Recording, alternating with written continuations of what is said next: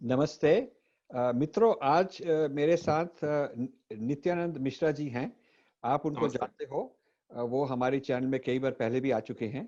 आज हमारा जो टॉपिक है वो बहुत इम्पोर्टेंट टॉपिक है कि मेरे को कई लोग कहते हैं, अपने हिंदी स्पीकिंग भाई भाई बहन जो नॉर्थ इंडिया में हैं, वो कहते हैं कि आप अपनी पुस्तकों में YOGA योग क्यों लिखते हो। YOG योग होना चाहिए, या राम RAM होना चाहिए, आप कई बार RAMA लिखते हो, या कृष्णा को KRISHNA कृष्ण कहते हो, लेकिन KRISHN होना चाहिए विदाउट ए। तो ये बात चलती जा रही है। अब इसके कई भाग हैं इस प्रॉब्लम के, और हमारे पास ये एक्सपर्ट है। मैं इनसे ये प्रश्न पूछूंगा, लेकिन मैं पहले आपको कॉन्टेक्स्ट देना चाहता हूँ कि है क्या बात। तो ये बात ये है, एक तो मेरे नॉर्थ इंडियन बहुत मेरे फॉलोअर्स हैं, साथी हैं, लेकिन साउथ में भी बहुत हैं। और मेरे को नॉर्थ साउथ ईस्ट सारे भारत में मेरे को प्यार मिलता है, और मेरे को सारे भारतीय प्यारे लगते हैं। तो जब मैं नॉर्थ में जाता हूँ, नॉर्थ इंडियन की तरह से बातचीत करता हूँ। जब मैं साउथ में जाता हूँ तो मैं उनकी तरह बातचीत करता हूँ। अब वहाँ मेरे ज्यादा फॉलोअर्स हैं। एक्चुअली आपको शायद मालूम ना हो, मेरे साउथ में ज्यादा फॉलोअर्स हैं नॉर्थ से। और आपको ये भी हैरानी होगी कि जब भी मैं इंडिया जाता हूँ, मैं साउथ में ज्यादा टाइम स्पेंड करता हूँ। और ये नॉर्थ इंडियंस को करना चाहिए। नॉर्थ इंडियंस को साउथ में ज्यादा टाइम स्पेंड लगाना चाहिए। साउथ वाले तो नॉर्थ में करते हैं, काफी काफी भाव देते हैं नॉर्थ इंडियन को। लेकिन नॉर्थ वालों को भी ऐसे करना चाहिए। और सारे भारतीयों को ईस्ट इंडिया में भी जाना चाहिए, और ईस्ट इंडिया से नॉर्थ ईस्ट से बाकी देशों में, बाकी रीजन्स में, स्टेट्स में भी आना चाहिए। ऐसे हमको मिक्स होना चाहिए। एक तो ये बात है कि मैं नॉर्थ इंडियन की तरह नहीं बोलना चाहता, मैं भारतीय बोलना चाहता हूँ। तो एक तो ये बात है। दूसरी बात ये है कि जो संस्कृत है वो एक हमारे लिंक लैंग्वेज रही है, लेकिन जो बाकी रीजनल लैंग्वेजेस हैं वो संस्कृत से जुड़ी हुई हैं। पर संस्कृत के जो शब्द है उनको वो अडेप्ट करती हैं, कॉन्टेक्स्ट में ले आती हैं, थोड़ा चेंज होता है, प्रोनाउंसिएशन चेंज होता है थोड़ा से। ये कोई इसमें ये खूबी है, ये कोई बुरी बात नहीं है। ये संस्कृत में ही लिखा है कि ये कुछ सब कुछ हो सकता है और ये ठीक ही हो सकता है। तो इसके कारण कुछ नॉर्थ इंडियन साउथ इंडियन में जो अंतर हो तो उसमें कोई बुरी बात नहीं है, कोई प्रॉब्लम नहीं है। तीसरा पॉइंट मेरा ये है कि जो इंग्लिश में हम लिखते हैं, लिखने लिखना इज नॉट सो इम्पोर्टेंट, लेकिन जो किस तरह से प्रोनाउंस करना है वो इम्पोर्टेंट होना चाहिए। अब मैं ये कहना चाहता हूँ कि जब आप लिखते हैं योग, अब जो ग है उसके नीचे आप आधा भी कर सकते हैं, उसको लाइन लगा के उसको ग के नीचे, तो मतलब योग पूरा नहीं हुआ, योग। लेकिन जब आप यो और पूरा ग लिखते हैं तो फिर वो हुआ योग। उसके बाद आ लगाते हैं तो हो गया योगा। तो इसका मतलब तीन प्रोनाउंसिएशन, तीन तरह के योग, योग, योगा। पहला राम, दूसरा राम, तीसरा रामा। पहला कृष्ण, दूसरा कृष्ण, तीसरा कृष्णा। पहला नगर, दूसरा नगर, तीसरा नगरा। तो जब हम ए लिखते हैं तो हमारा मतलब ये है कि वो मिडिल वाला है। ए नहीं लिखेंगे तो हो जाएगा योग, योग नहीं होगा, योग, योग। वो ग पूरा भी नहीं हुआ। यदि हम ए लिखें तो होगा योगा। तो YOG को योगा नहीं है, वो योग, योग है, इसीलिए हम ऐसे लिखते हैं। लेकिन हम कई जी। बार ऐसे कर चुके हैं, कई बार बिल्कुल हर रोज कोई ना कोई ऐसे बोलता रहता है कि आप गलत कर रहे हैं, ये ठीक कर रहे हैं, ये वो कर रहे हैं, हिंदी वालों को। तो मैंने समझा कि मैं एक ऐसा अथॉरिटी एक्सपर्ट लाऊंगा, ऐसा अधिकारी लाऊंगा जो नॉर्थ से भी जुड़ा हुआ है, साउथ से भी जुड़ा हुआ है। नित्यानंद जी को नॉर्थ इंडिया में बहुत रिस्पेक्ट मिलती है, साउथ इंडिया में बहुत रिस्पेक्ट मिलती है। Everybody says he is a Sanskrit scholar beyond any regional bias. तो with that introduction to the problem, मैं चाहता हूं I turn over to Nityanand ji. Nityanand ji, आपका क्या विचार है ये समस्या के बारे में? जी। तो मूल शब्द जो संस्कृत में है वो है योग। और इसको हम समझेंगे तो हमें ऐसे समझना चाहिए कि इस शब्द के उच्चारण में तीन मात्राएं, जो यो के पश्चात, यो में य के पश्चात जो ओ का स्वर है उसकी दो मात्राएं, यो। और जो ग में, ग व्यंजन के पश्चात अ स्वर है, उसकी एक मात्रा, योग। तो यदि हम इसको गणित की दृष्टि से देखें तो योग बोलने में जो हम ग बोलते हैं उसमें जितना समय लगता है उसका दुगुना लगना चाहिए यो बोलने, क्योंकि यो में ओ एक दीर्घ स्वर है। जो पाणिनि ने ह्रस्व, दीर्घ और प्लुत 3 स्वरों को अपने अष्टाध्यायी में व्याख्यायित किया है, तो जो दीर्घ स्वर है उसकी 2 मात्राएं होती हैं। 2 मात्राएं अर्थात दो, उसका जो उच्चारण काल है, the time taken to pronounce a dirgha swara is 2 मात्रास, और ह्रस्व स्वर में 1 मात्रा होती है। तो यदि हम इसको समय की दृष्टि से देखें तो योग, ये शुद्ध उच्चारण है। Very good. आप 3 इंस्टेंट्स अथवा 3 मात्राओं में इसको योग, ये शुद्ध उच्चारण है। और ये तो संस्कृत जानने वाला प्रत्येक व्यक्ति जानता ही है, क्योंकि उसके बिना तो कहीं छंद पूरा नहीं होगा। जब संस्कृत में हम अनुष्टुप छंद लिखेंगे अथवा कोई भी काव्य लिखेंगे, अथवा प्राकृत में भी, हिंदी में भी जब कविता लिखेंगे, जैसे रामचरितमानस है अथवा ब्रज भाषा है, अवधी भाषा है, इनमें भी जब कविता लिखते हैं तो 3 मात्राएं पूरी बनेंगी, नहीं बनेंगी तो आपका छंद टूटेगा। अब जैसे मैं एक पंक्ति लेता हूँ, मैं हिंदी की ही पंक्ति लेता हूँ क्योंकि हिंदी भाषियों का प्रश्न है। तो मानस की एक पंक्ति है, जब राम जी का वनवास होता है और दशरथ का निधन होता है, तो राम राम कही राम कही, राम राम कही राम, तन परिहरि रघुबर बिरह, राव गयौ सुरधाम। अब यहाँ राम राम कही राम कही, यहाँ 13 मात्राएं हैं। यदि हम उसको राम राम कही कहेंगे तो 13 मात्राएं नहीं बनेंगी, तो वहां पे 3 मात्राएं घट जाएंगी, राम राम कही राम कही, तो वहां 10 ही मात्राएं बनेंगी। तो शुद्ध उच्चारण काव्य में भी, हिंदी में, अवधी में, ब्रज में भी राम ही है और योग ही है। अब जैसे योग शब्द को ही लीजिए, तो इसका योग उच्चारण ये एक हिंदी में, और हिंदी में ही नहीं, बंगाली में, गुजराती में, मराठी में, उत्तर भारत और पश्चिम भारत की बहुत सारी भाषाओं में एक लिंग्विस्टिक फिनोमिनन है, एक भाषीय प्रकृति है, जिसे कहते हैं श्वा सिंकोप, इसके लिए टेक्निकल टर्म है। जो अंतिम आकार होता है शब्द का, संस्कृत के शब्दों का विशेषतः, उसका और कहीं कहीं मध्य आकार का भी उच्चारण नहीं होता बोलचाल में, और ये एक प्रकृति है, it's a nature of the language, और इन सभी भाषाओं में है।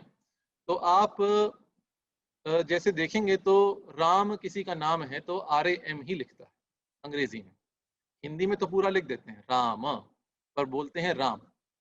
तो ये भाषा की प्रकृति है, ये विकृति आई है भाषाओं में, और इसमें कोई अच्छी अथवा बुरी बात नहीं है, ये भाषाओं की प्रकृति है। जैसे आप देखें दक्षिण में भी भाषाओं की प्रकृति है। यदि आप कन्नड़ा को लें तो कोई भी शब्द जिसके अंत में, संस्कृत के शब्द जिसके अंत में दीर्घ आकार आता है, उसका ए हो जाता है।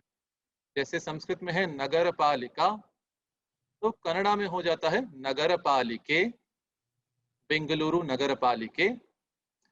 तो ये आ का ए हो जाता है, तो ये कन्नड़ा की प्रकृति है। इसी प्रकार हिंदी की प्रकृति है। और इसको यदि हम दूसरी ओर से देखें तो कहीं कहीं दक्षिण भारत में भी ये श्वास इनको दिखता है, और नामों में तो विशेषतः दिखता है। आपको ध्यान होगा, एक कन्नड़ा चलचित्रों के अभिनेता हैं, फेमस एक्टर थे, डॉक्टर राजकुमार, और बहुत बड़े अभिनेता हैं कन्नड़ा फिल्म जगत के। बहुत इनको सम्मान मिले हैं, और इनकी प्रसिद्धि कर्नाटक से बाहर भी है। विशेषतः इनकी प्रसिद्धि कर्नाटक से बाहर तब हुई थी जब वीरप्पन ने इनका अपहरण किया, आपको स्मरण होगा। तो डॉक्टर राजकुमार इनका नाम है। अब संस्कृत का शब्द है, संस्कृत नाम है राजकुमार, परंतु यदि आप कन्नड़ा में देखेंगे, और जगह जगह इनके स्थानों स्थानों पर, बेंगलोर में और बेंगलुरु में और कहीं कहीं अन्य स्थानों पर भी इनकी मूर्तियां लगती हैं, इनके बस्ट लगते हैं। तो वहां लिखते हैं डॉक्टर राजकुमार, और जैसे हम हिंदी में नीचे एक तिरछी रेखा लगा देते हैं हल का चिन्ह दिखाने के लिए, वैसे कन्नड़ा में ऊपर एक एक गोल बनाते हैं, हुक बनाते हैं ऊपर शिरोरेखा की ओर दाईं ओर। तो जहां जहां आप देखेंगे डॉक्टर राजकुमार, तो राज में जो ज है उसके ऊपर भी हुक लगाते हैं और कुमार के र में भी लगाते हैं। तो नामों में दक्षिण भारत में भी ये देखा जाता है। आप देखें तो संस्कृत के एक कवि हैं शंकर राजा रामन, वो लिखते हैं SHANKAR, शंकर नहीं लिखते, ए नहीं लगाते। शतावधानी गणेश जी भी GANESH लिखते हैं, और उनका नाम कन्नड़ा में लिखा जाता है तो श के ऊपर हुक लगता है। तो ये श्वास इनको मुझे लगता है दक्षिण भारत में भी जो नामों में है, ये हो सकता है, संभव है उत्तर भारत की इस भाषीय प्रकृति का प्रभाव है, परंतु है। तो ये विकृति है जो एक संस्कृत के शब्दों में विकृति, जो एक भिन्न क्षेत्रों में बोली जाने वाली भाषाओं की प्रकृति है, इसको हमें समझना पड़ेगा। तो जब हम हिंदी भाषी लोग आपस में बात कर रहे हैं तो हम योग बोलते हैं और योग सुनते हैं और योग समझते हैं, और दक्षिण में जब बोलते हैं तो वहां दीर्घ आकार हो जाता है, योगा। तो यदि हम योग बोलेंगे तो योग 2 मात्रा समाप्त संस्कृत की दृष्टि से अशुद्ध है, और योगा 4 मात्रा ये भी संस्कृत की दृष्टि से अशुद्ध है। अपनी अपनी भाषा में ये शुद्ध है, तो इसको हम ये नहीं कह सकते यह ठीक नहीं है, उचित नहीं है। ये तत्त भाषा में ठीक है, जब हिंदी भाषी लोग बात कर रहे हैं तो वैसे बोलते हैं, जब दक्षिण भारत में कुछ लोग बात कर रहे हैं तो उसको दीर्घ बनाते हैं। कहीं कहीं समृद्ध आकार होता है, कहीं कहीं विवृत आकार होता है, जिसमें मुख अधिक खुला रहता है। परंतु यहाँ केवल समय की दृष्टि से हमें देखना है, क्योंकि जो योग में ग के पश्चात जो स्वर है, इट्स अ शॉर्ट वॉल और ह्रस्व स्वर। तो ये योग उच्चारण जो है ये संस्कृत की दृष्टि से शुद्ध है, 3 मात्रा वाला। और यदि हम सब लोगों को साथ में लेकर चलना चाहते हैं, तो यदि हम ऐसा संवाद कर रहे हैं जिसमें उत्तर भारतीय भी हैं, दक्षिण भारतीय भी हैं, पूर्व के भी हैं, पश्चिम भारतीय भी हैं, और वैश्विक स्तर पर हम संवाद कर रहे हैं, भारतीय स्तर पर संवाद कर रहे हैं, तो योग को वायोज्य लिखना ही उचित है और योग बोलना ही उचित है, क्योंकि यहाँ हम केवल एक भाषा की सीमा में बंद कर बात नहीं कर रहे, यहाँ हम एक व्यापक स्तर पर बात कर रहे हैं। और व्यापक स्तर पर यदि हमें बात करनी है तो हमें स्थानीय क्षेत्रीय बोलियों में जो तत्त प्रकृति अथवा विकृति है उसको छोड़कर मूल संस्कृत शब्द को, जो संस्कृत भाषा सब भारतीय भाषाओं को जोड़ती है, उस मूल संस्कृत शब्द का शुद्ध उच्चारण यदि करें तो वही श्रेयस्कर है। यह मेरा मत है। अच्छा, अब इसी को यदि हम एक बड़ी विचित्र बात है, बहुत से लोग मुझसे कहते हैं राम कहें, राम कहें, रामा कहें, रामा कहें, क्या उचित है? तो मैं एक शास्त्रीय बात बताता हूँ। हमारे एक बहुत अद्भुत ग्रंथ है अध्यात्म रामायण। ये ब्रह्मांड पुराण का भाग है और इसको व्यास ऋषि का रचा हुआ माना जाता है परंपरा से। तो इसमें एक कथा आती है वाल्मीकि ऋषि की, और आप लोगों ने बहुधा ये कथा सुनी भी होगी। वाल्मीकि ऋषि जब श्री राम, लक्ष्मण और देवी सीता जब वनवास के लिए आते हैं, चित्रकूट पहुंचते हैं, अयोध्या कांड में कथा आती है, द्वितीय कांड के 6ठे सर्ग में।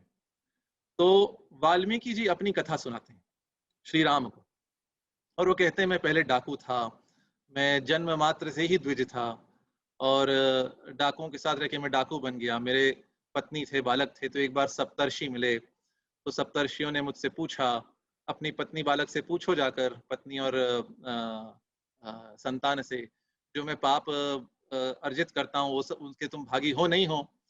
तो जाके पूछते हैं तो पत्नी और संतान कहते हैं नहीं, हम तो केवल आपके आप जो लाते हैं उसका फल भोगते हैं, उसको खाते पीते हैं, पर आपके पाप के भागी हम नहीं हैं। तो वाल्मीकि जी को वैराग्य हो जाता है।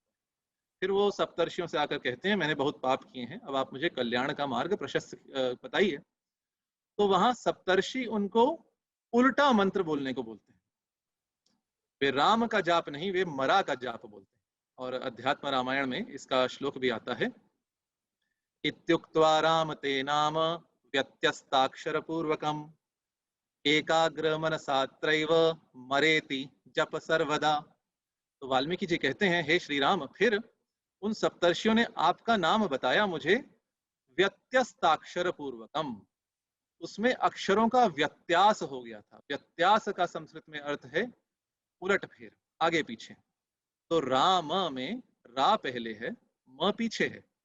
सप्तर्षियों ने उन्हें कहा तुम मरा जपो, मरेति जप सर्वदा। मरा इति संधि होके हुआ मरेति, मरेति जप सर्वदा। और एकाग्र मन से यहीं पे मरेति जप सर्वदा। तो मरा मरा मरा मरा कहते कहते अपने आप ही राम राम राम निकल आया। तो मैं कहता हूं किसी को राम का शुद्ध उच्चारण सीखना है तो ये अध्यात्म रामायण की कथा से प्रेरणा ले।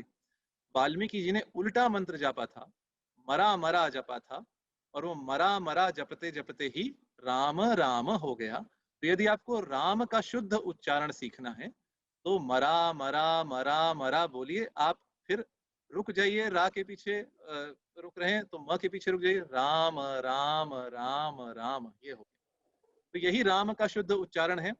और यह कथा अध्यात्म रामायण में है, मानस में नाकार ने भी इसकी पुष्टि की है।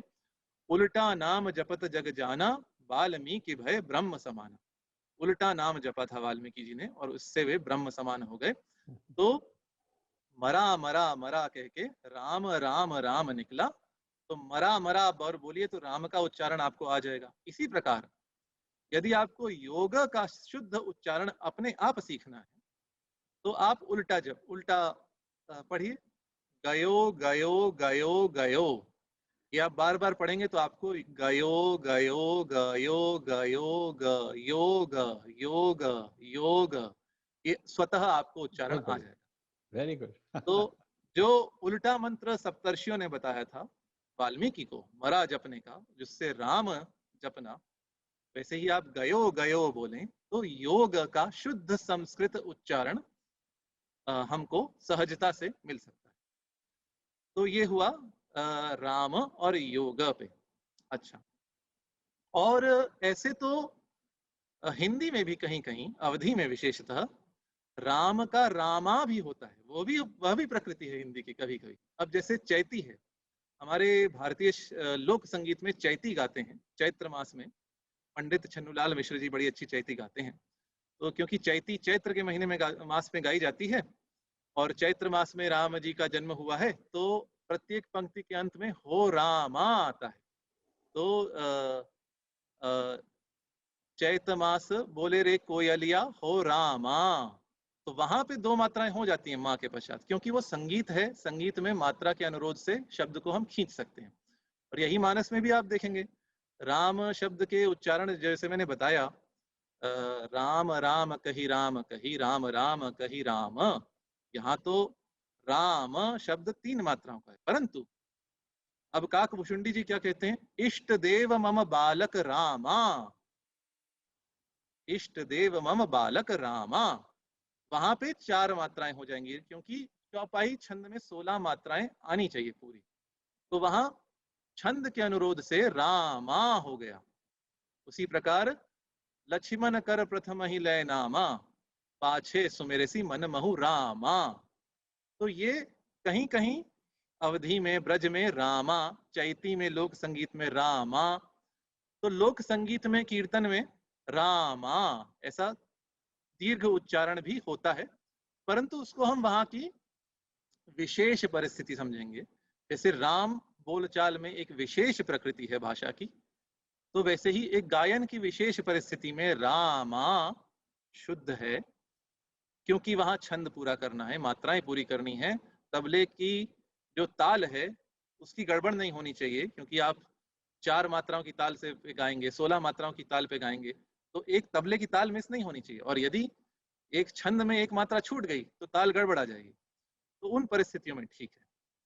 और इसीलिए जो कीर्तन भी होता है इस्कॉन का, जैसे आप देखे होंगे, तो कीर्तन में हरे रामा रामा रामा हरे हरे, तो वहां गायन है। इसलिए कीर्तन में संभव है इसका 4 मात्राओं का उच्चारण, परंतु जो शुद्ध मंत्र है, जो मंत्र कलिसंतरणोपनिषद में प्राप्त है, वह मूल मंत्र है हरे राम राम राम हरे हरे, हरे कृष्ण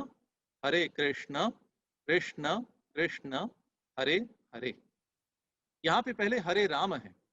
तो ऐसी मान्यता है बहुत वैष्णव समुदायों में, क्योंकि ये वैदिक मंत्र है, उपनिषद का मंत्र है, और वैदिक मंत्र में सब लोग अधिकृत नहीं है। केवल जिसका यज्ञोपवीत संस्कार है, जो गुरु से दीक्षा प्राप्त है, उसी को गुरु परंपरा से ही वेद की अनुमति है सीखने की। तो चैतन्य महाप्रभु ने इस मंत्र को उल्टा, जैसे राम को मरा किया सप्तर्षियों ने वाल्मीकि के लिए, वैसे ही चैतन्य महाप्रभु ने हरे राम को पीछे कर दिया और हरे कृष्ण को आगे कर दिया, और ये महामंत्र बना हरे कृष्ण महामंत्र। मूल वैदिक मंत्र कलिसंतरणोपनिषद में हरे राम पहले है, हरे कृष्ण पीछे है। चैतन्य महाप्रभु जी ने इसका क्रम उल्टा, तो आनुपूर्वी इसकी वैदिक श्रुति की नहीं रही।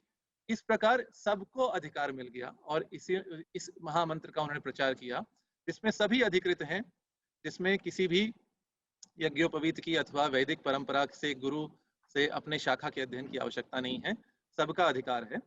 तो ये एक उनका लोक कल्याणकारी कार्य था। तो शुद्ध मंत्र हरे राम ही है, और गायन में, कीर्तन में हरे रामा ऐसे, क्योंकि गायन में आप ताल पे जाते हैं, आप उसको लंबा खींचते हैं, तो वो सब गायन की अपनी, कीर्तन की अपनी विशेष परिस्थिति है। तो ये यहाँ की वस्तु स्थिति है। धन्यवाद। अब मैं, कई मेरे नॉर्थ इंडियन दोस्त हैं, मित्र हैं, उनका नाम है कृष्ण भगवान का, लेकिन वो अपने आप को कृष्ण कहते, कृष्ण, और उनको मतलब दे वेरी क्लियर, कृष्ण, मेरा नाम कृष्ण है, कोई कृष्ण नहीं है। इफ यू टेल देम कि the real name is Krishna, they will say आप तो सैफरन कर रहे हैं। And these are Hindu people, secular people, और उनके लिए ये एक रिलीजियस बन जाता है कि आप ठीक तरह से संस्कृताइज कर रहे हैं, उनके नाम को संस्कृताइज कर रहे हैं। Our book is called Sanskritizing English, तो वो संस्कृताइज कर रहे हैं, उनको बुरा लगता है। और लेकिन एंड दे विल से, हमारे माता पिता ने हमको नाम दिया है Krishna, and they will also say Krishna भगवान, दे विल से कृष्ण भगवान, and they will not say Krishna, they will not say that. So what you have explained is कि वो हिंदी एडेप्टेशन है, ठीक है, वो भी Sanskrit original is Krishna, it is not Krishna ji. Sanskrit original is yoga, it is not yoga without the A, it is not Ram but Ram. और आपने कहा है कि वो क्लासिकल संस्कृत है, वो ठीक है, और ये जो एडेप्टेशन है मॉडर्न हिंदी की, वो भी ठीक है। अब मैं फाइनल क्वेश्चन ये पूछना चाहता हूँ कि ये जो हिंदी है, इसमें क्या उर्दू का, पर्शियन का इन्फ्लुएंस है, या अलग ही कोई अपनी एडेप्टेशन है? ये मेरे विचार से तो यद्यपि मैं इस पे बहुत पूर्ण रूप से आश्वस्त नहीं हूँ, क्योंकि मैंने इस विषय में बहुत अध्ययन नहीं किया है, परंतु मेरे विचार से ये एक स्वतंत्र विकास हुआ, जो उत्तर भारत और पश्चिमी भारत और पूर्वी भारत की भाषाओं में, जिसमें शब्द के अंतिम आकार को उच्चारण जिसका नहीं किया जाता। तो ये उर्दू अथवा फारसी का प्रभाव है, ऐसा मुझे नहीं लगता, परंतु मैं इस विषय में आश्वस्त पूर्ण रूप से नहीं हूँ, क्योंकि इतनी सभी भाषाओं में प्रभाव है, इसलिए मुझे ऐसा प्रतीत होता है ये इसके पहले से ही हुआ, उर्दू फारसी के प्रभाव से पहले से ही इसका ये प्राकृत का प्रभाव इसमें अधिक है, क्योंकि प्राकृत में बहुत सी विकृतियां आती हैं। जैसे आप देखिए, जो ढाई शब्द है, ढाई बोलते हैं हम हिंदी में, 2:30 बजे हैं, 2.5 किलो, तो ढाई शब्द का मूल स्वरूप यदि आप मैं बताऊं अर्ध तृतीय है, तो लोग विश्वास नहीं करेंगे, परंतु है। अर्ध तृतीय संस्कृत में शब्द है, इसका अर्थ है जिसमें तीसरा आधा है, जिसमें अर्ध तृतीय यस्मिन स अर्ध तृतीय, जिसमें तीसरा आधा है वो अर्ध तृतीय, अर्थात 2 पूरे और तीसरा आधा अर्थात 2.5। अब वो अर्ध तृतीय होते होते होते होते 2.5 2.5 और 2.5 बन गया। इसी प्रकार अर्ध चतुर्थ अड्ढुठ होके हूठ बन गया। तो शब्दों में बहुत विकृतियां आई, ये प्राकृत से, पाली से। और ये इनमें से बहुत सारी तो प्राकृत प्रकाश एक व्याकरण ही है, जिसमें इन सबको गणित रूप से समझाया गया है, कैसे रात्रि का रात हो गया, कर्म का काम हो गया। तो इसी प्रकार की एक विकृति, जो उच्चारण में अंतिम अ का उच्चारण न होना, कहीं कहीं बीच में भी ना होना, परंतु यदि हम देखें तो कविताओं में होता है, काव्य में होता है, इसलिए ये पूर्ण रूप से हटा भी नहीं है। ये गायन में, काव्य में तो है, बोलचाल में नहीं है। तो एक विशेष परिस्थिति में है, विशेष परिस्थिति में नहीं है। और इसलिए मुझे ये नहीं लगता ये उर्दू फारसी का प्रभाव है। ठीक है, धन्यवाद नित्यानंद जी। आपसे जब भी मैं बातचीत करता हूँ आई लर्न अ लॉट। और जो हमारे लाइकवाइज। फॉलोअर्स हैं वो उनको भी बहुत आनंद आता है। सो धन्यवाद, थैंक यू वेरी मच। अब ये जो है हमने हिंदी में किया, लेकिन जो हमारे साउथ इंडियन भाई बहन हैं, हम उनको भी थोड़ा समझाएंगे आके कि what you are saying in South Indian making is a adaptation. You should not feel embarrassed if you go to north and somebody says आप गलत pronounce कर रहे हैं. You can show this particular video of Nityanand Mishra to say कि listen, Nityanand Mishra has said कि आपके north Indian में ये थोड़ी वेरिएशन है, हमारी साउथ इंडियन में ये वेरिएशन है। एक तरह से तो दोनों ही गलत हैं बिकॉज संस्कृत में और ही मेथड है, और एक तरह से दोनों ही ठीक हैं बिकॉज लोकल एडेप्टेशन हो रही है, वो भी अलाउड है। सो इससे मैं ये आई वांट टू कंक्लूड, और thank you very much Nityanand ji, नमस्ते।